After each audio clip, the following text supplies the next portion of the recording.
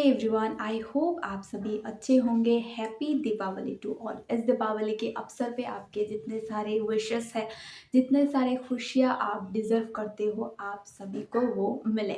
तो इस वीडियो में हमने डिस्कस किया है इंडिकेटर के बारे में। तो इंडिकेटर एक्चुअली होता क्या है? इंडिकेटर होता है सिग्नल। हमें मार्केट का जो सिग्नल, मार्केट कौन से डायरेक्शन पे है, मार्केट पे स्ट्रेंथ है या नहीं, ये सारी चीज़ें कौन बताता है? इंडिकेटर बताता है।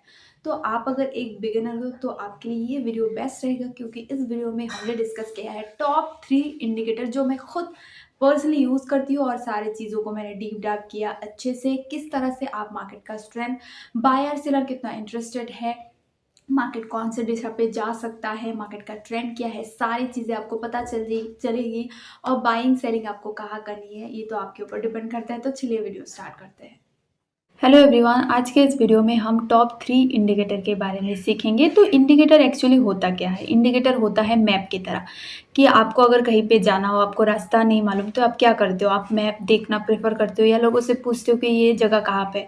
ठीक उसी तरह ट्रेडिंग में भी यूज होता है इंडिकेटर। इंडिकेटर से हमें प्राइस का मूवमेंट पता चलता है कि प्राइस कहाँ जा सकता है, प्राइस का भी डायरेक्शन क्या है। तो इंडिकेटर आपको यूज़ करना है, लेकिन उससे पहले आपको प्राइस एक्शन देखना है। मैं पर्सनली प्रेफर करती हूँ इंडिकेटर ना देखना, पर अगर आप देखना चाहते हो, आप एकदम बिगिनर हो, तो आपके लिए बेस्ट चीज़ रहेगा, क्योंकि इनिशियल लेवल पे इंडिकेटर बहुत काम आती है। तो इसका मतलब ये नहीं कि हम चार्ट्स पे 1000 इंडिकेटर लगा दे और हर एक सिग्नल पे हम ट्रेड ले ले, ऐसा बिल्कुल भी नहीं होता।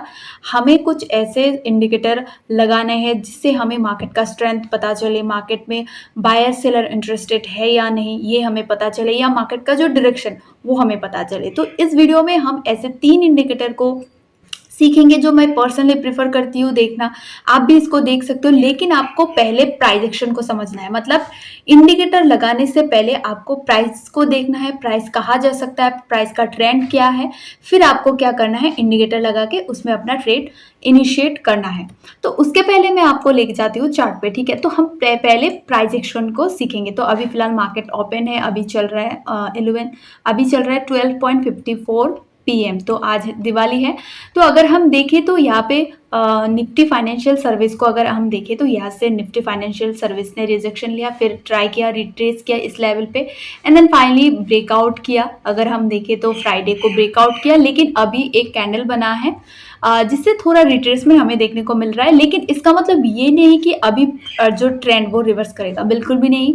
रिट्रेस में चल रहा है, क्योंकि यहाँ से आप अगर देखो कंटिन्यूअसली बाइंग हुआ, बैंक निफ्टी में भी सेम हुआ, निफ्टी में भी, क्योंकि मुहूर्त से पहले ये सब चीज़ें होती है। तो अगर हम प्राइस को देखें, ऑल ओवर प्राइस का जो डायरेक्शन है वो अप ट्रेंड में है, कंटिन्यूअसली अप ट्रेंड जा रहा है, प्राइस का डायरेक्शन ठीक ठाक है। तो इसमें हम क्या करेंगे, इसी में हो या हम बैंक निफ्टी की बात करें, तो मैं आपको बैंक निफ्टी में ले जाती हूँ, ठीक है? आप स्टॉक्स में भी देख सकते हो, मैं आपको स्टॉक्स में भी दिखाऊंगी। तो अगर हम इसको देखें तो यहाँ पे हमें क्या देखने को मिल रहा है, जो बैंक निफ्टी का डायरेक्शन है वो अप ट्रेंड में है, bank Nifty continuously upper side में जा रहा है। तो हम क्या करेंगे, हम अपर साइड की ट्रेड ढूंढेंगे। तो पहले हमें जानना होगा कि बैंक निफ्टी में स्ट्रेंथ है या नहीं, या बैंक निफ्टी में बायर सेलर इंटरेस्टेड है या नहीं, या बैंक निफ्टी का अगर हमें बाय करना है तो डायरेक्शन कौन से डायरेक्शन में हम करेंगे। तो उसके ऊपर मैं आपको 3 इंडिकेटर सजेस्ट करूंगी। तो अगर हम इसको एनालिसिस करें तो इससे तो पता चल रहा है कि बायर सेलर इंटरेस्टेड है, या इसमें स्ट्रेंथ भी है, और इसमें जो डायरेक्शन वो सही मतलब अप ट्रेंड पे है। तो पहले हम क्या करेंगे, पहले हम वॉल्यूम लगाएंगे। तो वॉल्यूम एक्चुअली क्या होता है, मैं आपको गूगल पे जाके सर्च करके बताती हूँ एक्चुअली वॉल्यूम क्या होता है, तभी आपको क्लियर होगा। ऐसे मुंह से बोलने से कोई फ़ायदा नहीं। मैंने वॉल्यूम के ऊपर एक वीडियो भी बनाया था, डिटेल में आपने नहीं देखा है तो आप उसको देख सकते हो एक्चुअली वॉल्यूम क्या होता है। तो अगर हम इसको अच्छे से देखें तो वॉल्यूम क्या करता है, वॉल्यूम ट्रेडिंग एक्टिविटी, मतलब बाइंग सेलर प्रेशर कितने हैं वो हमें बताते हैं। मार्केट का बाइंग सेलिंग प्रेशर, अगर बायर इंटरेस्टेड है तो उसमें हमें वॉल्यूम में पता चलेगा, अगर बायर इंटरेस्टेड नहीं है, सेलर इंटरेस्टेड है, तो वॉल्यूम में आपको पता चल जाएगा। तो पहले हम क्या लगाएंगे, वॉल्यूम लगाएंगे, ठीक है? तो अगर हम यहाँ पे सर्च करें वॉल्यूम, आप सर्च कर सकते हो, सिंपल वॉल्यूम आप लगाओ। यहाँ पे आ गया है वॉल्यूम, डेल्टा ऑसिलेटर, ये सब हमें नहीं देखना है, सिंपल हम वॉल्यूम लगाएंगे, ठीक है? तो अगर हम इस पे देखें तो कलर थोड़ा डीप नहीं आ रहा, हम क्या करेंगे, कलर को थोड़ा डार्क कर देंगे, ठीक है? तो आप यहाँ पे देखो ग्रोइंग एंड फॉलिंग कलर आप चेंज कर सकते हो, ये पूरा हम कर देंगे, एंड देन फॉलिंग का भी हम पूरा कर देंगे, ठीक है? और एक चीज़ यहाँ पे इनपुट में और एक चीज़ है, वो है ML लेंथ, ठीक है? तो ये हम 21 करके इसको हम छोड़ देंगे, ठीक है। यहाँ पे और एक ऑप्शन, हाँ वॉल्यूम ए में हम लगा देंगे। तो यहाँ पे इसका जो इसके अगर ऊपर है तो स्ट्रेंथ है मार्केट में, तो इससे तो पता चल रहा है कि मार्केट में कंटिन्यूअसली स्ट्रेंथ है। अगर वॉल्यूम में हमें साइडवेज देखने को मिला, इसका मतलब बायर सेलर कोई भी इंटरेस्टेड नहीं है। अगर आपको देखने को मिल रहा है बड़े बड़े वॉल्यूम मार्केट में जनरेट हो रहे हैं, तो इसका मतलब ये है कि बायर सेलर इंटरेस्टेड है। अगर आप देखो तो यहाँ पे कुछ भी नहीं हो रहा था और प्राइस में भी हमें वो चीज़ देखने को नहीं मिला। लेकिन अगर हम इस लेवल से देखें, 1 अक्टूबर से कंटिन्यूअसली बाइंग स्टार्ट हुआ और आप देखो अभी तो चल रहा है ऑलमोस्ट 3000 पॉइंट यहाँ से मूव कर चुका है। बैंक निफ्टी अभी तो 4000 हो चुका है क्योंकि 54,000 आज ब्रेक कर चुका है, तो बहुत सही मोमेंट दिया। तो हम ये कर सकते हैं, स्टॉक्स में भी हम देख सकते हैं, किसी भी स्टॉक्स में अगर देखें तो रिलायंस में बहुत सही मोमेंट आया। अगर हम SBI में देखें, आज के दिन में मोमेंटम सही था SBI में। तो अगर हम इसको देखें, आप देख सकते हो यहाँ पे वॉल्यूम अभी आ जाएगा यहाँ पे। तो अगर हम यहाँ पे देखें, आप देख सकते हो वॉल्यूम यहाँ से इंक्रीज हुआ, मतलब कंटिन्यूअसली बाइंग हुआ। अगर हम इस लेवल से देखें, कैंडल पे भी हमें सेम चीज़ें देखने को मिल रहा है और वॉल्यूम पे भी यहाँ से बाइंग स्टार्ट हुआ। बाइंग पहले क्या था, कुछ भी नहीं था मार्केट में, कंसोलिडेशन था, प्राइस में भी है और वॉल्यूम में भी सेम चीज़ें है। ठीक उसी तरह वॉल्यूम इंक्रीज होने लगा एंड देन प्राइस भी मूवमेंट करने लगा। फिर यहाँ पे थोड़ा सा कंसोलिडेशन, फाइनली ब्रेकआउट का भी ऊपर सस्टेन मतलब बड़े लेवल पे सस्टेन कर रहा है अपर लेवल पे, ठीक है। तो ये हो गया वॉल्यूम। आप किसी भी स्टॉक्स में लगा सकते हो, या आप क्रिप्टो में करते हो तो क्रिप्टो में भी आप लगा सकते हो। हर एक जगह पे ये चीज़ें यूज़ होती है। तो ये हो गया वॉल्यूम में। अभी आपको और एक चीज़ दिखाती हूँ, वो है RSI। RSI को आप यूज़ करते होंगे, तो RSI एक्चुअली क्या दिखाता है? RSI दिखाता है स्ट्रेंथ, मतलब मार्केट में कितना स्ट्रेंथ है। ये आप देख सकते हो रिलेटिव स्ट्रेंथ इंडेक्स। अगर मैं यहाँ पे आपको बताऊँ RSI इंडिकेटर अगर हम देखें तो RSI का मतलब क्या है आ जाएगा, ठीक है। अगर हम इसको देखें तो यहाँ पे एज ए मोमेंटम इंडिकेटर, ये हमें मार्केट का मोमेंटम बताता है कि मार्केट में मोमेंटम है या नहीं। तो आप अगर एक ऑप्शन ट्रेडर हो तो आपके लिए सबसे इंपॉर्टेंट चीज़ है मोमेंटम। तो मोमेंटम अगर नहीं है तो आपका ट्रेड नहीं चलेगा, प्रीमियम में थीटा के देखने को मिलेगा। तो इसलिए हम क्या करेंगे, RSI को बहुत ज़्यादा प्रेफर देंगे। तो RSI के ऊपर भी मेरा एक वीडियो मैंने ऑलरेडी बनाया है, आप देख सकते हो, जहाँ पे मैंने बताया कि इसमें से गोल्डन ट्रेड्स मिलते हैं, बहुत सही ट्रेड मिलते हैं। तो RSI का जो सेटिंग ये मैं आपको बताऊंगी, और साथ ही साथ आपको कहाँ पे बाइंग सेलिंग या कहाँ पे ट्रेड इनिशिएट करना है वो भी मैं आपको एक्सप्लेन करूंगी, ठीक है। तो RSI हम यहाँ पे लगा देंगे। लगाने के बाद हमारा ये डबल लग गया, मैं एक डिलीट कर देती हूँ। तो लगाने के बाद हमारा जो क्या होगा, सेटिंग होगा वो थोड़ा अलग होगा। तो पहले हम क्या करेंगे, इसका सेटिंग चेंज करेंगे, ठीक है। तो अगर हम देखें यहाँ पे, अगर स्टाइल में भी आपको चेंज करना और बाकी कहीं पे भी चेंज नहीं करना है, तो स्टाइल में अगर देखें तो यहाँ पे एक ऑप्शन है RSI upper band. Upper band को हमें 70 की जगह का क्या लगाना है, हम 70 की जगह हम इस पे 60 लगाएंगे, सिंपल, ठीक है, 60 लगाएंगे। और जो नीचे का लोअर बैंड है उस 30 की जगह हम क्या लगाएंगे, इसमें 40 लगाएंगे। मतलब हम RSI 70 30 के जगह हम क्या लगाएंगे, 60 एंड 40। और बीच का जो है मिडिल बैंड, इसको हम ऑफ कर देंगे, इसकी हमें ज़रूरत बिल्कुल भी नहीं है। और RSI आप देख सकते हो, RSI का कलर भी हम चेंज कर सकते हैं। मुझे ब्लैक पसंद है तो मैं ब्लैक रख दूंगी, आपको जो पसंद है उस हिसाब से आप रख सकते हो। तो यहाँ पे मैंने पूरा सेटिंग कर लिया है, मतलब 60 एंड 40, ठीक है। तो इसके ऊपर भी एक चीज़ है, जैसे कि इसको आपको बड़े टाइम फ्रेम पे देखना है। मैं आपको यहाँ पे पूरा लिख के बताती हूँ ताकि आपको क्लियर हो, ऐसे में भी आपको पता नहीं चलेगा। तो अगर हम RSI को ऑब्जर्व करें, अभी मैंने इसको वीकली टाइम फ्रेम पे देख रही हूँ, तो ये में मैंने डिलीट नहीं किया, पहले मैं इसको डिलीट कर देती हूँ, ठीक है। हाँ, इसकी ज़रूरत हमें बिल्कुल भी नहीं है। तो अगर हम इसका जो वीकली RSI देखें तो इसका वीकली RSI 71 है और इसका मंथली RSI कितना चल रहा है, 66। तो हमें पता कैसे चलेगा कि ये बुलिश है, बियरिश है, बाइंग करना है, सेलिंग करना है, कैसे पता चलेगा?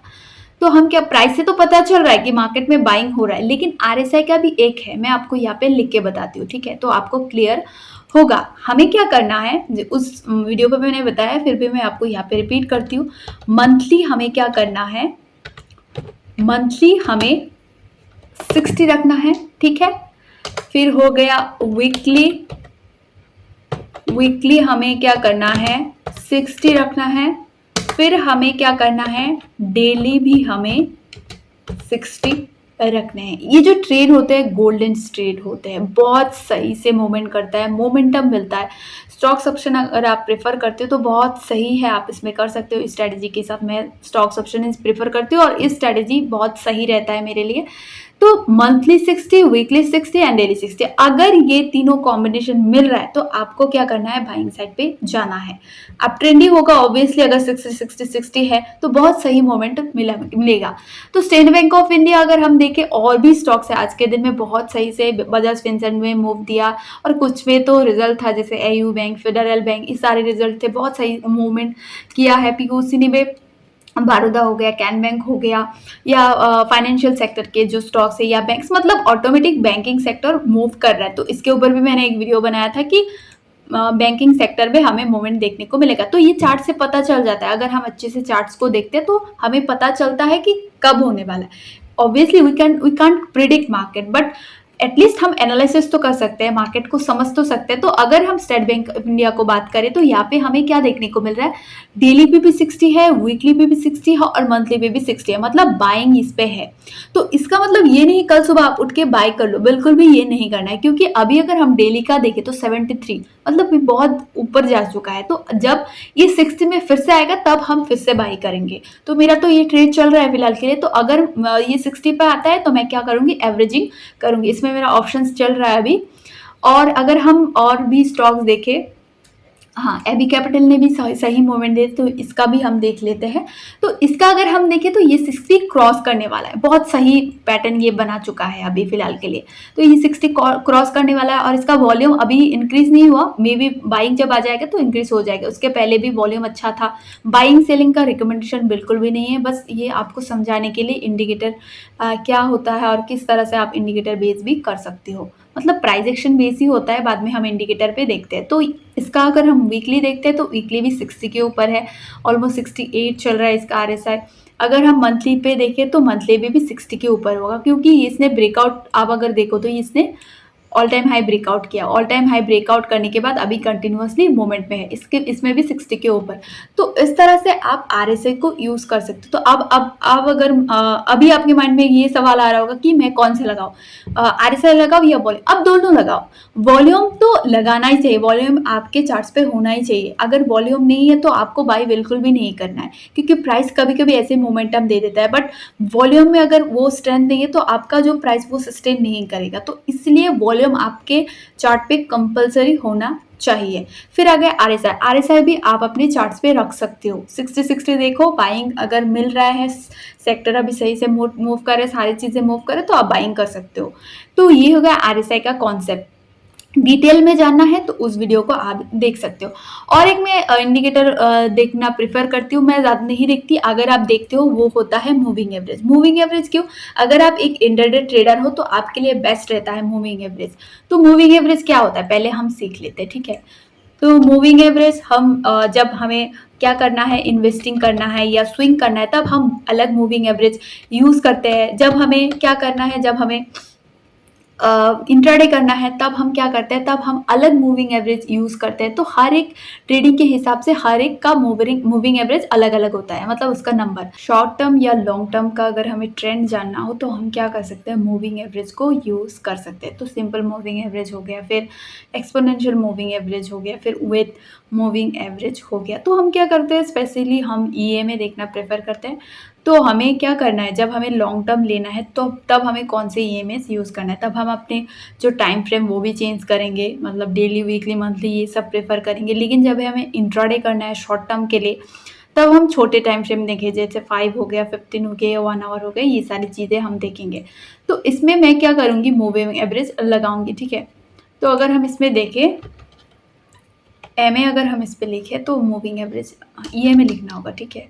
तो आप यहाँ पे देख सकते हो मूविंग एवरेज लग गया है। तो अगर हम इसका डिफ़ॉल्ट देखें तो इसमें डिफ़ॉल्ट कितना है, इनपुट में 9 है, ठीक है। तो हम क्या करेंगे, इसकी जगह हम चेंज करेंगे। अगर आपको लॉन्ग टर्म पे देखना है तो आप 200 यूज़ करो, 200 मूविंग एवरेज यूज़ करो। यहाँ पे हम 200 लगाएंगे लॉन्ग टर्म के लिए। रिलायंस का स्टॉक्स यहाँ पे लगा हुआ है, तो रिलायंस का अगर देखिए तो ये जो स्टॉक्स अभी स्ट्रॉन्ग है, मतलब 200 मूविंग एवरेज के ऊपर है, तो स्ट्रॉन्ग है। बाइंग, इसका मतलब ये नहीं आप इसमें बाई कर लो हो, बट इसका स्ट्रेंथ हमें पता चल रहा है कि अप ट्रेंड पे है और ये अभी स्ट्रॉन्ग है। तो ये हो गया इन्वेस्टिंग के लिए। तो अभी हम क्या करेंगे, अगर हमें रिलायंस पे ट्रेड लेना है तो हम क्या करेंगे, आज इसका रिजल्ट था, मतलब आज रिजल्ट आया, रिजल्ट तो पहले ही था, तो बहुत सही रिजल्ट का इसका मूवमेंट आज देखने को मिला। तो अगर हम इसका क्या करें, ईएमए अगर हम चेंज करें तो पहले जो था 9 वो हम लगा सकते हैं, या 20 ईएमए भी आप यूज़ कर सकते हो। तो 20 अगर लगाए, ये 10 लग गया, 20 अगर हम इसका लगाए, आपको इसमें क्या करना है, अभी इसको आपको छोटे टाइम फ्रेम पे ले जाने हैं, ठीक है। अगर हम इस पर 5 मिनट में ले जाए तो हमें पता चलेगा मे बी। ओके, तो अगर हम इसको 5 मिनट में देखें तो आप देख सकते हो यहाँ पे क्या हुआ, गैप अप ओपनिंग हुआ बिकॉज ऑफ द रिजल्ट। फिर यहाँ पे हमें एक बाइंग सिग्नल मिला, मतलब 1460 पे बाइंग सिग्नल। अभी क्या चल रहा है, अभी 1472। इसका मतलब ये नहीं कि कोई भी इंडिकेटर आपको बाइंग या सेलिंग का सिग्नल दे रहा है आप उसमें कर लो, बिल्कुल भी नहीं। इंडिकेटर लगाने से पहले आपको प्राइस एक्शन को समझना है कि ये जो प्राइस ये क्या बोलना चाह रहा है, फिर आपको इंडिकेटर लगा के उसमें ट्रेड करना है। आप जब थोड़े टाइम आपको हो जाएगा मार्केट में तो इतना ज़रूरत नहीं पड़ेगी कि कहाँ पे बाय करें कहाँ पे सेल करें, लेकिन इनिशियल टाइम पे आप यूज़ करते हो, इनिशियल टाइम पे आप प्राइस एक्शन को देखो। फिर आपको अगर बाइंग सेलिंग करना है तो आप उसमें ईएमए या मूविंग एवरेज या जो भी है आरएसआई या वॉल्यूम ये सब लगा के आप कर सकते हो। तो ये हो गया पूरा इंडिकेटर के ऊपर वीडियो। एक मैंने वॉल्यूम, फिर आरएसआई और ईएमए के ऊपर डिस्कस की है। तो आप अगर ट्रेडिंग करना चाहते हो ये चीज़ें लगाओ, बहुत सारी चीज़ें आप इसमें मत लगाओ। चार्ट अगर बहुत ज़्यादा क्लटर होगा तो आपको समझ में ही नहीं आएगा कि प्राइस क्या बोलना चाह रहे हैं। तो आज का ये वीडियो आपको कैसा लगा आप कमेंट में बता सकते हो। आज का वीडियो इतना ही, थैंक यू।